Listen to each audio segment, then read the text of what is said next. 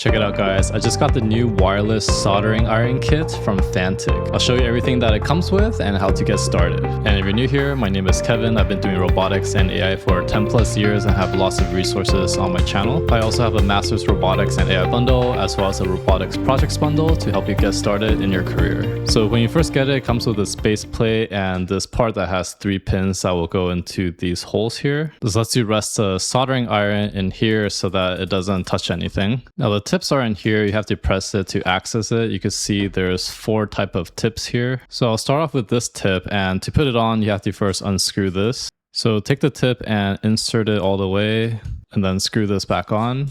Now to turn it on, you want to press and hold the power button. You'll see it flashes red.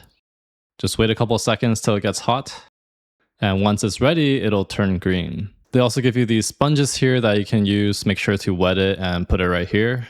Alright, let's do a quick test here with some soldering iron.